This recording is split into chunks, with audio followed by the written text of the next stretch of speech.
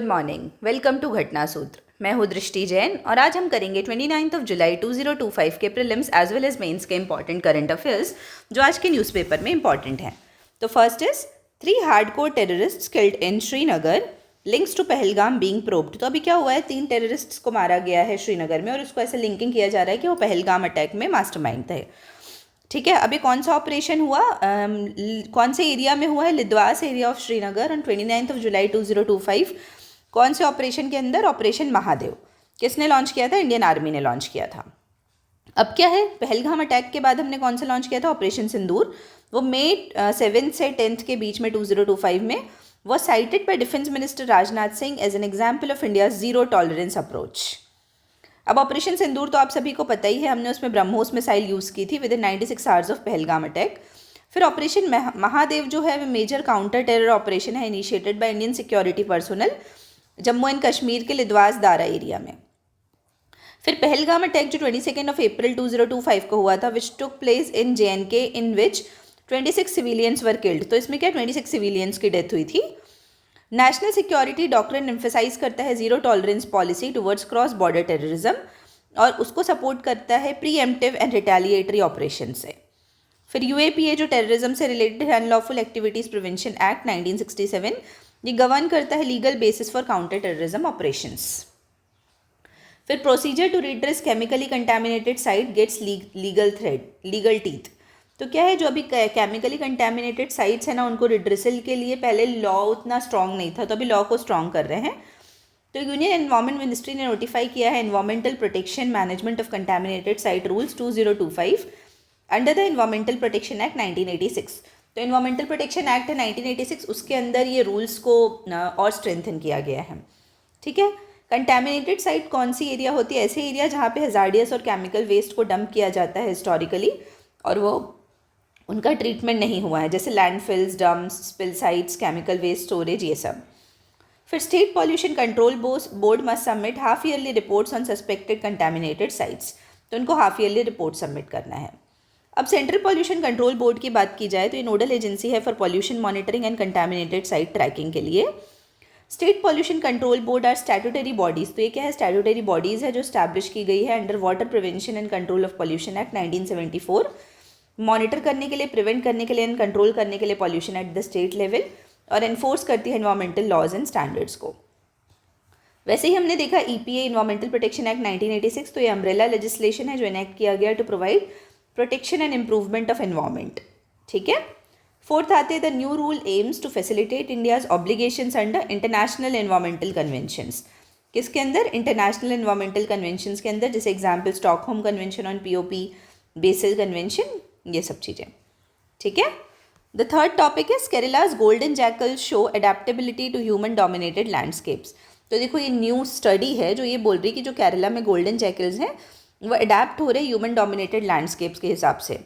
ठीक है, तो अब इसमें क्या है, इसमें देखते हैं और किसने स्टडी की है?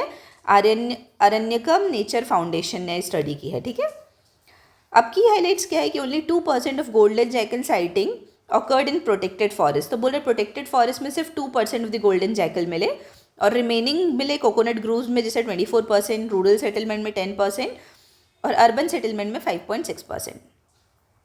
जो स्पीसीज़ है वो थ्राइव करती है लो लैंड रीजन्स में and has adapted to anthropogenic waste sources. तो एंथ्रोपोजेनिक चीज़ों के हिसाब से अडेप्ट हो गई है।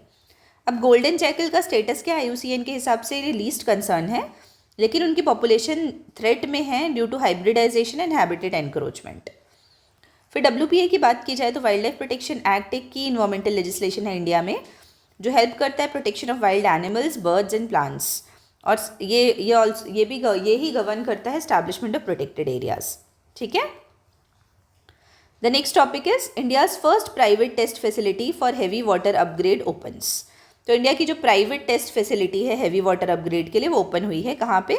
मतलब किसके हेल्प से? Private sector participation in India's nuclear sector. Mumbai based TEMA India ने इनॉग्रेट किया है कंट्री का first private test facility depleted heavy water को सही करने के लिए। डिप्लीटेड हैवी वाटर में क्या रहता है? ड्यूटेरियम रहता है, आप सभी को पता है। ठीक है, और अभी इसका this marks first time such testing is being conducted outside of BARC. तो भाभा एटॉमिक रिसर्च सेंटर का जो कैंपस है उसके बाहर इसकी टेस्टिंग हो रही है। अब इंडिया प्लानिंग देखो, यहाँ पे डायग्राम देखो, India planning huge increase in nuclear power. तो अभी इंडिया ना क्या कर रहा है, और न्यूक्लियर पावर को एक्सपैंड करने की बात कर रहा है। तो अभी जो अपने प्रेजेंट न्यूक्लियर पावर प्लांट्स है वो देख लेते हैं। तो राजस्थान में है एक, फिर यूपी में गोरखपुर में, फिर नरोरा में है, फिर ककरापार गुजरात में है, फिर कायगा कर्नाटका में है, फिर जैतपुर महाराष्ट्र में है, तारापुर महाराष्ट्र में है, कलपक्कम तमिलनाडु में है, कुडनकुलम तमिलनाडु में है, और कोवाड़ा आंध्र प्रदेश में है। चुटका भी अभी आप सभी को सुना होगा, आप सभी ने एमपी में बना है ये, ठीक है। अब की हाइलाइट्स में देखो कि फैसिलिटी अपग्रेड करती है, upgrading depleted water crucial for use in pressurised heavy water reactors. तो ये कहाँ यूज़ होता है, प्रेशराइज्ड हैवी वाटर रिएक्टर्स में। फिर हैवी वाटर की बात की जाए तो ये water with deuterium and is used as a moderator and coolant in nuclear fission reactors, ठीक है। फिर TEMA India will also supply critical distillation columns for unit 8 of Rajasthan atomic power plant and Gorakhpur reactors in Haryana. तो Rajasthan atomic power plant में और Gorakhpur reactors हैं जो हरियाणा में, वहाँ पे करेंगी ये। फिर आते हैं की फैक्ट्स में। तो बार्क देखा जाए तो Bhabha atomic research centre is India's premier nuclear research facility responsible for earlier D2O upgrades. तो बार्क रिस्पॉन्सिबल है ये जो टेस्टिंग हो रही है उसके ओवरसीइंग गाइडेंस के लिए। फिर TEMA इंडिया लिमिटेड है, ये फर्स्ट प्राइवेट कंपनी है in India to handle critical nuclear equipment testing and assembly. India's target is to achieve 20 gigawatt nuclear power by 2030। कितना, 20 गीगावाट न्यूक्लियर पावर बाय 2030 और 100 gigawatt bye 2047। फिर pressurised heavy water reactor की बात की जाए तो they are a type of nuclear reactor that use natural uranium as a fuel and heavy water as both moderator and coolant. और heavy water use करते हैं moderator और कूलेंट के जैसे। फिर आते हैं नेक्स्ट, एटॉमिक एनर्जी एक्ट है जो 1962 का, ये प्राइमरी लेजिस्लेशन है जो गवर्न करता है development, control and use of atomic energy in India, empowering the central government to regulate nuclear energy production, research and associated materials for peaceful purpose, ठीक है। अब आते हैं हम next, from Rajasthan, festival that subverts caste class, Gavari of Mewar Bhils.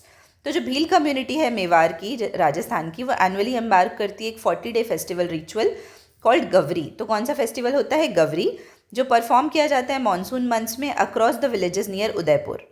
The festival blends, तो इसमें क्या क्या चीज़ मिक्स होती है, जैसे rituals, theatre, dance, song, satire, ये सब। Subverting caste and class hierarchies.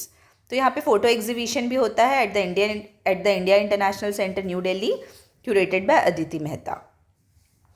जो गवरी है वो एंशियंट ट्राइबल फोक रिचुअल है honouring goddess Gorkha Mata, observed after Rakshabandhan. तो ये कब होता है, रक्षाबंधन के बाद होता है, जिसमें ड्रामा होता है, सॉन्ग होते हैं, परफॉर्मेंसेज होते हैं। और ये सेलिब्रेट किया जाता है आदिवासी भील्स के द्वारा, जिसमें मेन पोर्ट्रे करते हैं सब कैरेक्टर, इवन फीमेल का रोल भी मेन अपनाते हैं। अब भील ट्राइब की बात करते हैं तो it is one of the India's largest tribal groups, predominantly in Rajasthan, Gujarat, Madhya Pradesh और महाराष्ट्र। और यूनेस्को के convention for safeguarding intangible cultural heritage में इंडिया इज़ अ सिग्नेटरी, और गवरी उसके सिंक में आती है। अभी उसमें आया नहीं है उस लिस्ट में, बट उसके गोल्स को लाइन करती है। Next is police verification of tenants, drivers, domestic helpers now online in Bihar. तो जो पुलिस वेरिफिकेशन होता है ना, वो बिहार में अभी ऑनलाइन कर दिया है बिहार पुलिस ने, ठीक है। तो कौन सा पोर्टल लॉन्च किया, सिटीजन सर्विसेज पोर्टल, जो लॉन्च होगा अभी 20 अगस्त 2025 को, जो एनेबल करेगा ऑनलाइन पुलिस वेरिफिकेशन को, ठीक है। अब की हाइलाइट्स देखते हैं। तो citizen service portal will offer more than a dozen police services online for the residents of Bihar. Citizens can now file complaints electronically and receive updates via SMS and portal notification. तो SMS या portal notification के through complaints electronically receive कर सकते हैं, file कर सकते हैं। अब की फैक्ट्स की बात करते हैं तो this is in alignment with digital India mission to create paperless accountable governance system. और जो सिस्टम है will ensure improved monitoring of criminal records and boost preemptive security efforts, और सिक्योरिटी एफर्ट्स को बूस्ट करेगा, ठीक है। आई होप क्लियर है। अब आते हैं अपन next topic, that is Buddha Samyak Darshan museum inauguration to see participation from 15 countries. तो जो बुद्ध सम्यक दर्शन म्यूजियम है उसमें जो इनॉग्रेशन होगा उसमें 15 कंट्री के लोग शामिल होंगे, ठीक है। तो ये कहाँ पे हो रहा है, जो मेमोरियल स्तूपा है वैशाली बिहार में बना है, और 29 जुलाई 2025 को इनॉग्रेट होगा, आज ही, ठीक है। तो इनॉग्रेशन कौन करेंगे, honourable chief minister Nitish Kumar ji. और यहाँ पे क्या है, ये लोकेशन है जहाँ पे बुद्धा के सेक्रेड रिलिक्स प्रिजर्व किए गए थे आफ्टर हिज परिनिर्वाण। परिनिर्वाण मतलब जब उनको निर्वाण हो गया था ना उसके बाद। और 15 कंट्री कौन कौन सी हैं? Sri Lanka, Thailand, Vietnam, Japan, Myanmar, Bhutan, Nepal और इसके अलावा और भी countries will participate in the inauguration ceremony. अब वैशाली की बात की जाए जहाँ पे हो रहा है ये इनॉग्रेशन होगा बिहार में, is one of the oldest republics in the world. It is the site of Buddha's last sermon and first Buddhist council after his death. तो यहाँ पे बुद्धा का लास्ट सरमन हुआ था और फर्स्ट बुद्धिस्ट काउंसिल भी यहीं लगी थी। ठीक है। फिर museum supports India's aim to boost Buddhist circuit tourism under Prasad scheme. तो प्रसाद स्कीम के अंदर हम बुद्धिस्ट सर्किट टूरिज्म पे बढ़ावा दे रहे हैं ना। प्रसाद का फुल फॉर्म क्या है? Pilgrimage rejuvenation and spiritual heritage augmentation drive. क्या है full form? Pilgrimage rejuvenation and spiritual heritage augmentation drive. ठीक है। फिर महापरिनिर्वाण की बात करते हैं तो refers to the final passing away of lord Buddha at the age of 80। कितने साल पे? 80 साल में, in Kushinagar, marking his liberation from the cycle of birth and death in Buddhist tradition. तो liberation from cycle of birth and death in Buddhist tradition. ठीक है। फिर आते हैं next topic, that is Divya Deshmukh becomes FIDE women's world chess champion 2025। तो अभी आप सभी को पता होगा, अभी कल के न्यूज़ में बहुत ज़्यादा था। तो prime minister Narendra Modi congratulated Divya Deshmukh for winning the FIDE women's world chess championship 2025। और उन्होंने किनको हराया है? वेटरन प्लेयर कोनेरू हम्पी को। तो ये बनी रनर अप। अब दिव्या देशमुख जो है वो 19 ईयर्स की है और उन्होंने जीता है FIDE women's world chess championship title. और वो फर्स्ट इंडियन वुमेन है since Koneru Humpy to win this prestigious FIDE title. और इंडिया के पास अभी 85 मोर देन 85 ग्रैंड मास्टर्स हैं with increasing female participation in chess. अब कोनेरू हम्पी की बात की जाए तो ये former women's rapid chess world champion है जो प्रोमिनेंट फिगर है इंडियन चेस में। अब फिडे जो है federation international des echecs, headquarter कहाँ पे है इनका? स्विट्जरलैंड लुसाने में है। FIDE is the international governing body of chess और ये फाउंड की गई थी 1924 में पेरिस में। दिव्या देशमुख की बात की जाए तो ये नागपुर की है, महाराष्ट्र की। She became a women grand master at a young age and is also an international master. She is currently ranked among the top 10 women chess players globally. और कुनेरू हम्पी कहाँ से आती हैं? वो आंध्र प्रदेश से आती हैं। She is one of the India's most decorated chess players, holding titles like Padma Shri and Arjun award. तो इनको पद्मश्री भी मिला हुआ है और अर्जुन अवार्ड भी मिला हुआ है। आई होप क्लियर है। अब आते हैं मेंस के टॉपिक में। तो मेंस में हमको देखना है, first topic is a compass not a verdict. तो ये वाला आर्टिकल ना हमने ऑलरेडी इस रेफरेंस में थोड़ा पढ़ चुका है। आईसीजे ने जो अभी Indian ICJ is international court of justice, तो उन्होंने जो क्लाइमेट पे रूलिंग दी है हम उसको ऑलरेडी पढ़ चुके हैं। ठीक है। तो इंटरनेशनल कोर्ट ऑफ जस्टिस ने क्या रूलिंग दी थी? उन्होंने अपना एडवाइजरी ओपिनियन में बोला था कि जो क्लाइमेट से रिलेटेड जैसे जो भी अपन वो करते हैं ना, नेशनली डिटरमाइंड कॉन्ट्रीब्यूशंस होते हैं या जो भी हम कमिट करते हैं कि हम ऐसा करेंगे, तो वो सिर्फ ऐसा नहीं है कि हम बोल दे रहे हैं, that has to be legally enforced. ठीक है। उसके रेफरेंस में आर्टिकल है। तो ये किसने सबसे पहले ऐसे पिटिशन या किसने इनिशिएट किया था ये टॉपिक? तो वनाताऊ करके एक आइलैंड है, स्मॉल पैसिफिक आइलैंड नेशन है, उसने स्टार्ट किया था उस कंट्री ने।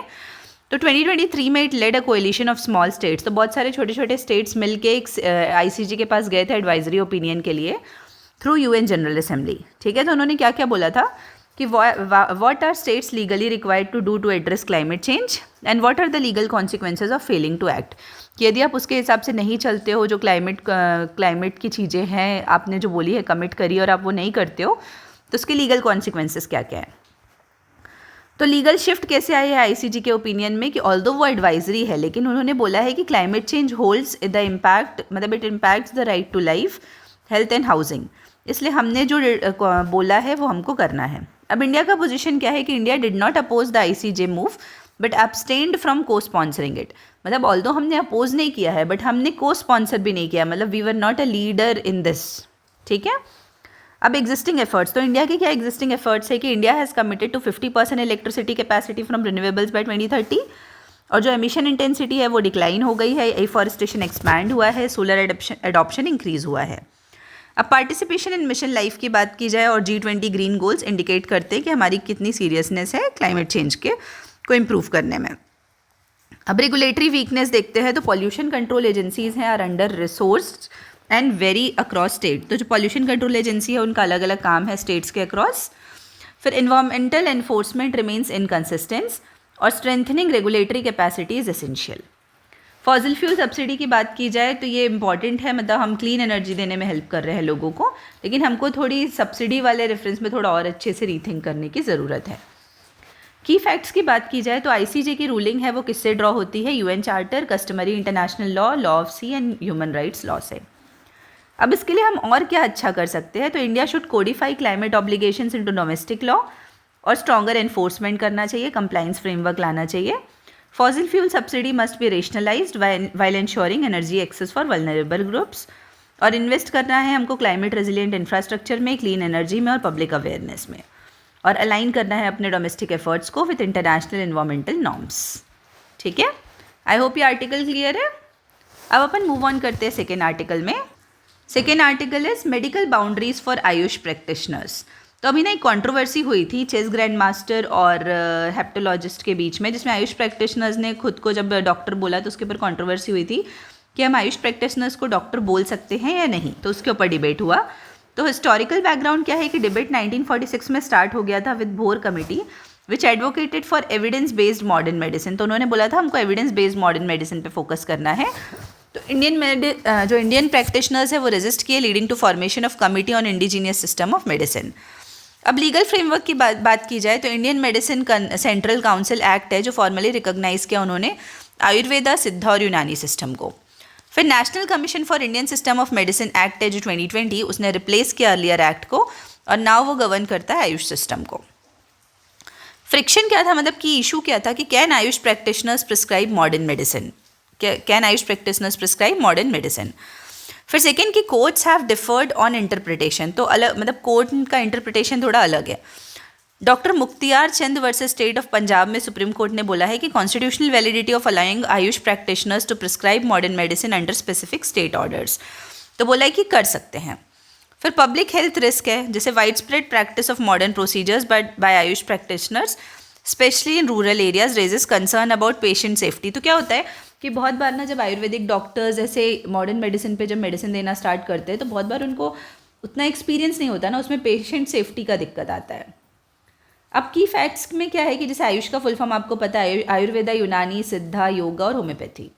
तो Ayush graduates receive BA MS degree और नॉट MBBS, तो उनको MBBS नहीं मिलती है। तो अभी कोई लीगल यूनिफाइड लीगल पोजीशन नहीं है आयुष प्रैक्टिशनर्स पे। ठीक है, वे फॉरवर्ड कि हमको करना क्या चाहिए? Government must clearly define boundaries of Ayush practice in legislation. फिर पब्लिक हेल्थ प्रोटेक्शन को हमको इंश्योर करना है बाय स्टैंडर्डाइजिंग ट्रेनिंग, क्वालिफिकेशन और परमिटेड प्रोसीजर्स कि क्या क्या परमिटेड हैं।